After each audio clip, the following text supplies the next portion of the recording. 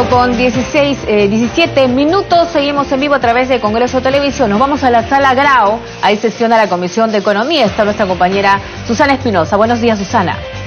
Muy buenos días, Raquel. Así es.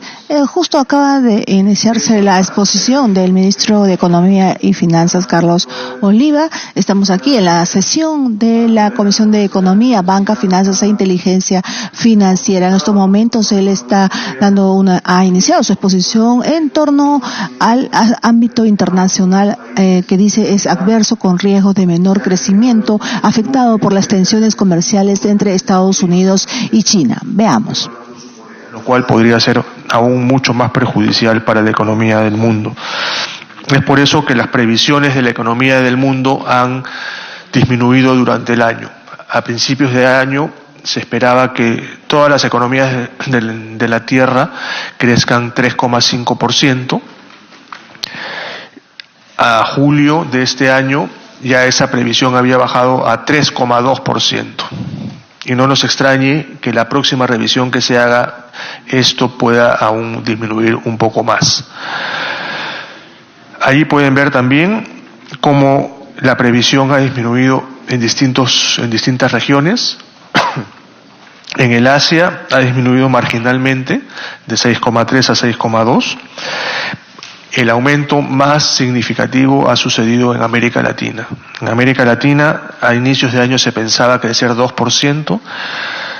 Ahora, o no ahora, sino en julio, se estaba pensando crecer 0,6%.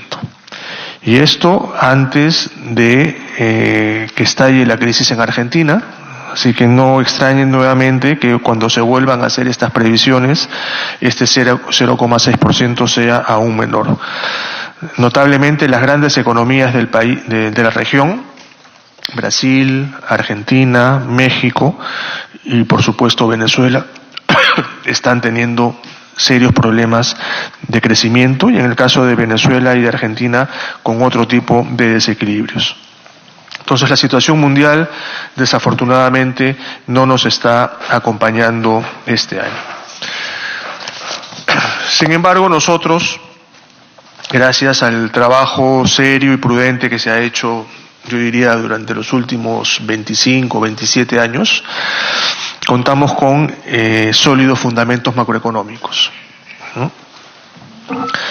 Y en este gráfico, o en estos gráficos, resumimos de alguna manera los principales indicadores que nos permiten aseverar que contamos con una economía sólida desde el punto de vista macroeconómico.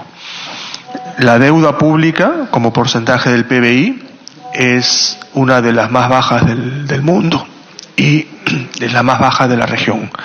Estamos por debajo del 27%, incluso un porcentaje menor al de Chile. Es muy parecido en realidad, ¿no? Casi 27%, pero bastante por debajo de Colombia, México, de Brasil. Las reservas internacionales, como porcentaje del PIB, también son de las más altas de la región, ¿no? Un 28% del PBI es lo que tenemos en el Banco Central como reservas internacionales.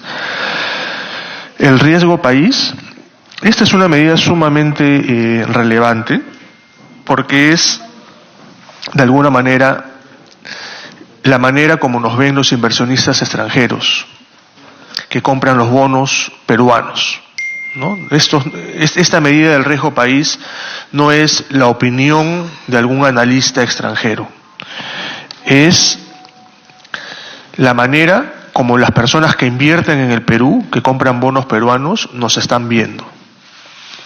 Entonces, es una percepción que se tiene, pero basada en el bolsillo de esta gente.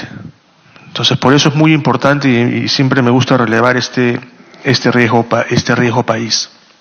Y en el caso peruano, es el más bajo de la región, incluso más bajo que el de Chile. Entonces, ¿qué quiere decir? Que los inversionistas internacionales valoran más los bonos peruanos que los bonos chilenos, colombianos, mexicanos o brasileños. Y es por eso que nosotros podemos, digamos, pagar una tasa de interés relativamente baja. Hace un par de meses hicimos una emisión de bonos en el mercado internacional, tanto en soles como en dólares, y la emisión que hicimos en dólares fue solo 75 puntos básicos por encima del bono del Tesoro americano. Esto es un récord histórico que nunca lo hubiéramos soñado, ¿no? Solo 75 puntos básicos con respecto al bono americano, que es la referencia mundial. Y la inversión la emisión que hicimos en soles también fue un récord en términos de tasa, ¿no? Entonces, las tasas a las cuales estamos colocando nuestros bonos es históricamente la más baja. Y es por eso que el riesgo país, digamos que es una medida similar, también es uno de los más bajos de la región. Y la inflación también es la más baja de la región. Para este año se está previendo un 2,2%. Lo cual refleja la gran labor que ha realizado durante muchos años nuestro banco central. Entonces, los fundamentos macros siguen siendo sólidos y son reconocidos internacionalmente. A pesar de este entorno internacional de incertidumbre, nosotros, junto, yo diría, con Colombia y con Chile, somos de los países que vamos a crecer más en la región, ¿no? Para este año, estos tres países estamos proyectando tasas de crecimiento cercanas al 3%, como decía, bastante superior, incluso hasta el triple de lo que pueden ser otros países, los países grandes como Brasil, México, y por supuesto mucho más que otros como Argentina y Venezuela. La proyección para el PBI de este año es de 3% y la demanda interna estaría creciendo incluso por encima de esa cifra. Lo que hemos tenido este año es un choque muy fuerte durante el primer semestre en el PBI primario. El PBI primario, donde está agricultura, minería y pesca, ha decrecido 3,1% durante el primer semestre, mientras que el PBI no primario ha crecido 3,3%. Entonces hemos tenido, digamos, una diferencia de más de 6 puntos entre el PBI primario y el PBI no primario, que es algo bastante inusual. Yo no recuerdo otro año reciente donde hayamos tenido esta diferencia entre el PBI primario y el PBI no primario. Por lo general, crecen más o menos a la misma tasa, ¿no? Entonces, la buena noticia es que ya se están revirtiendo los choques que nos afectaron al PBI primario durante el primer semestre, vinculados sobre todo a la pesca y a la minería. Sin embargo, tanto o más importante que hablar de la tasa de crecimiento anual del PBI, conviene siempre ver lo que nosotros llamamos el PBI potencial, que es la capacidad de crecimiento que tiene la economía si es que no hubieran estos choques externos, ¿no? Es un cálculo, hay distintas metodologías para realizar este cálculo, ¿no? El Banco Central tiene una, el MEF tiene otra, pero en términos generales lo que nos dice es, si es que no hubieran estos choques externos, ¿cuánto podría crecer la economía de un país? Es un cálculo teórico, pero que nos sirve para ver la capacidad de crecimiento que tenemos. Y ustedes pueden ver en este gráfico cómo el PBI potencial se sitúa históricamente en alrededor de 3,5% del PBI, ¿no? Salvo la década del año 2000, digamos, entre el 2003 y el 2012, donde el PBI potencial llegaba a un 6%, ¿no? Reflejo principalmente de un entorno internacional positivo, ¿no? El mundo en la década del 2000 también crecía al 4, al 5, al 6%, ¿no? Es por eso que también nos vimos en ese caso beneficiados de ese crecimiento mundial. Pero quizás lo más importante para notar en ese gráfico es cómo se ha desenvuelto la productividad, ¿no? Ustedes saben, esto también es un ejercicio teórico, el PBI se puede El crecimiento del PBI se puede desagregar en 3 temas. O sea, el PBI puede crecer porque aumenta el número de trabajadores, se produce más, aumenta el PBI. También aumenta porque aumenta el capital, ¿no? Entonces, el trabajo y el capital son los 2 principales factores de producción. Cuando aumentan estos factores de producción, automáticamente también aumenta el PBI. Pero hay un tercer factor, que es lo que nosotros llamamos la productividad, que es la manera como mezclamos, digamos, el capital y el trabajo junto con la tecnología para producir más, ¿no? En otras palabras, el PBI puede crecer si tuviéramos el mismo número de trabajadores, el mismo nivel de capital, pero utilizamos estos factores de una manera más eficiente. Entonces, eso es la productividad. Y la productividad es lo que nos genera el crecimiento de largo plazo. Y lo que vemos en este gráfico es que históricamente nuestra productividad ha sido muy pobre, ¿no? Salvo nuevamente en ese periodo entre el 2003 y el 2012, la productividad ha sido negativa. Y eso es lo que tenemos que revertir si es que queremos tener un crecimiento alto y sostenido más adelante. No hay otra manera de poder hacerlo y sobre eso vamos a conversar un poco más adelante. Entonces, nosotros hemos, desde inicio de la administración del presidente Vizcarra, hemos implementado una serie de medidas que apunten precisamente al crecimiento de este PBI potencial, ¿no? Como repito, el PBI anual observado puede variar por factores que no dependen de nosotros. Sin embargo, hay otros factores que sí dependen de nosotros y sobre esos hemos tenido que hacer énfasis. Entonces, tenemos algunas medidas que se han implementado y se vienen implementando que van a incidir positivamente en el crecimiento de corto plazo y otras que también están siendo parte de nuestra agenda de trabajo que tienen que ver más con el crecimiento de mediano y largo plazo. Entonces, pasemos a detallar la agenda de corto plazo.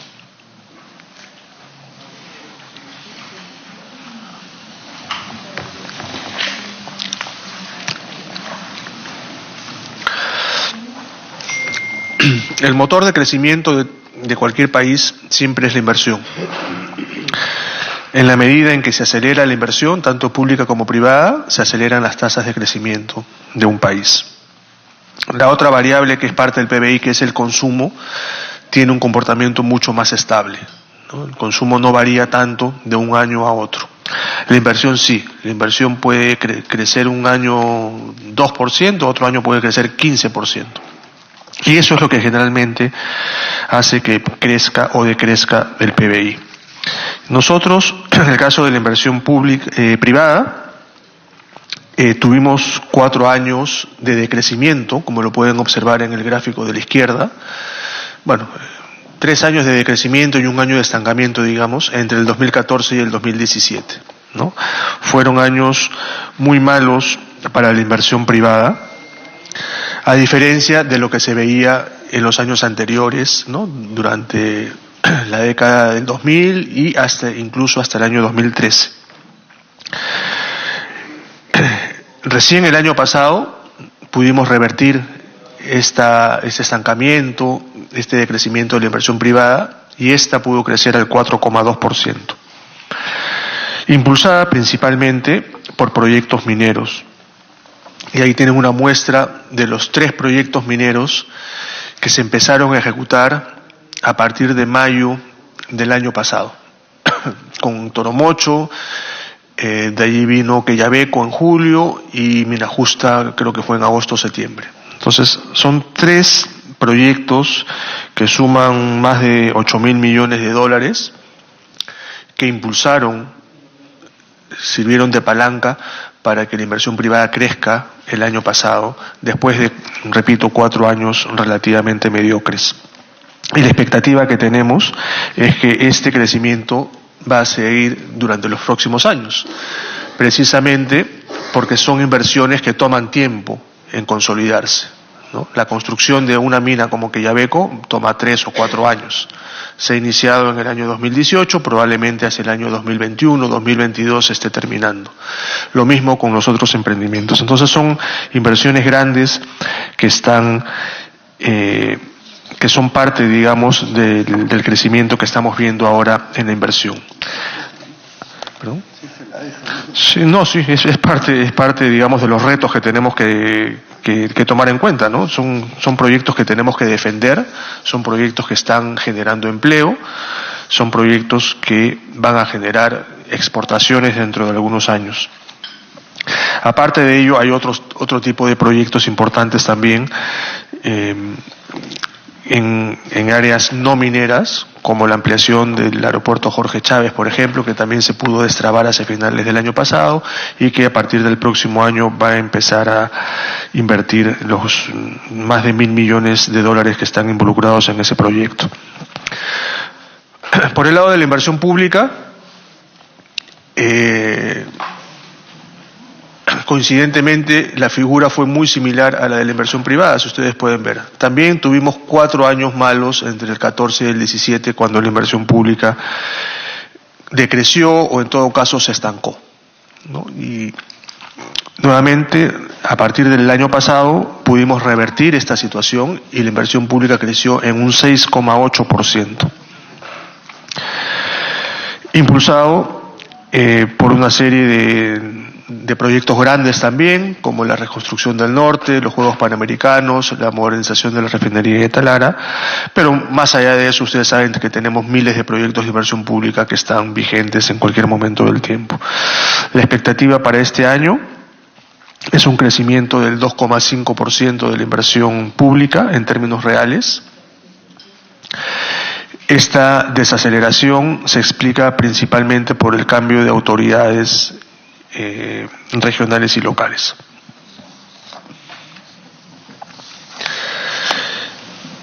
Dentro de las medidas que hemos tomado para aumentar la inversión y que en parte explican que hayamos tenido éxito el año pasado revirtiendo estos 4 años mediocres que mencioné al principio, tienen que ver con algunas medidas en términos de las facultades delegadas que nos otorgó el Congreso. Gracias a las facultades delegadas pudimos hacer algunos ajustes, mejoras en el marco normativo de las asociaciones público-privadas para reducir la tramitología, para formular mejores proyectos. El plan de infraestructura, que voy a mencionarlo más adelante, también se normó, digamos, en este cambio que hicimos en el decreto legislativo 1362. Dentro de los cambios que conviene destacar es, por ejemplo, la necesidad de atender contratos estándares para las APPs, ¿no? Estamos trabajando y para fin de año vamos a tener ya estos contratos estándares que le van a dar mucho mayor predictibilidad a las asociaciones público-privadas. Otro cambio importante que se hizo es la incorporación de algunos hitos que son relevantes para la adjudicación y la firma de los contratos de APPs. Esto es sumamente importante porque ahora, antes de adjudicar los proyectos, tienen que existir unos hitos vinculados sobre todo a la expropiación de las tierras. Antes, y probablemente el problema más importante que había con las APPs, hasta antes del 2018, era que se adjudicaban, se firmaban los contratos, pero no se avanzaba con la expropiación de las tierras o los terrenos. Entonces, ¿qué sucedía? Se hacía la adjudicación, se firmaban los contratos, habían unos compromisos para adjudicar, para liberar las tierras, etcétera, que no se cumplían. ¿Y eso qué originaba? Originaba adendas, originaba arbitrajes, originaba una serie de problemas. Entonces, eso se ha cambiado ahora y cada proyecto tiene un mínimo de porcentajes. Y le menciono, por ejemplo, en el caso de Petar Titicaca, que se adjudicó hace algunos meses, la meta era que para la adjudicación tenía que estar saneado el 70% de los terrenos. Si no se llegaba a ese 70%, no se podía adjudicar. Y para la firma del contrato, que va a suceder en un par de semanas, tiene que estar adjudicado el 100% de los contratos. Sin eso no se puede firmar. Entonces, eso, por un lado, podría retrasar, entre comillas, algunas adjudicaciones, pero creemos que es la manera correcta de llevar a cabo estos proyectos, ¿no? Porque ya les comenté en experiencias anteriores, el caso del Metro de Lima, por ejemplo, parte del arbitraje que tenemos se debe precisamente a que las empresas que ganaron el concurso se quejaban de que no les entregamos los terrenos a tiempo, ¿no? Entonces, ese tipo de problemas, digo, por más que retrase la adjudicación, va a hacer que una vez que se adjudiquen y se firmen los contratos, se van a poder ejecutar de una mejor manera y sin la necesidad de estar firmando adendas, que también hemos visto los problemas que esto nos puede ocasionar.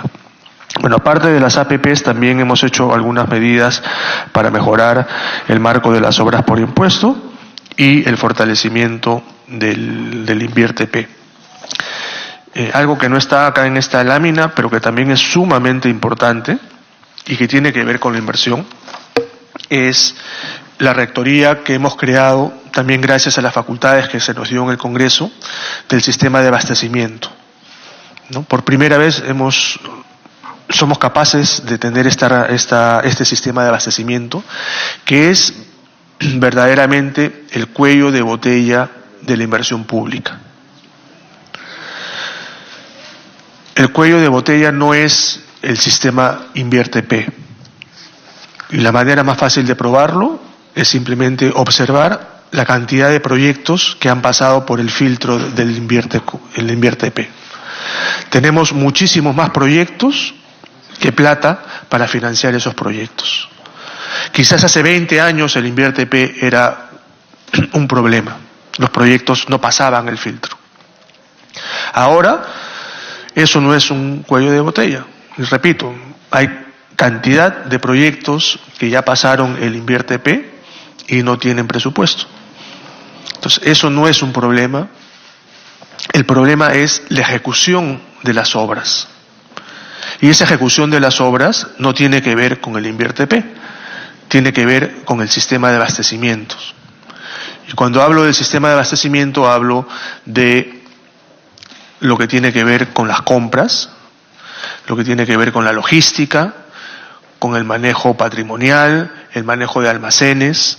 Ese es el verdadero cuello de botella de la ejecución del gasto. Y repito, gracias a las facultades que nos dieron acá en el Congreso, hemos sido capaces de normar el sistema de abastecimiento y ya hemos creado en el MEF la Dirección General de Abastecimiento, que se va a encargar de que todos estos procesos, toda la logística, funcione verdaderamente. Esto nos va a tomar algún tiempo, naturalmente, es un sistema nuevo, a pesar de que estaba en la LOPE se dio hace más de 10 años, nunca pudo ser normado, y ahora, gracias a estas facultades y al decreto legislativo que hemos sacado, vamos a poder normarlo. Entonces, vamos a ver allí resultados positivos en el mediano plazo, en la ejecución del gasto en general y de la inversión en particular. No, el 1362 es el de las APPs. El del abastecimiento, a ver si me hacen acordar, es el 14. Ahora le consigo el dato de cuál es ese sistema. Y hemos sacado hace 2 semanas o 3 el decreto supremo que crea ya la Dirección General.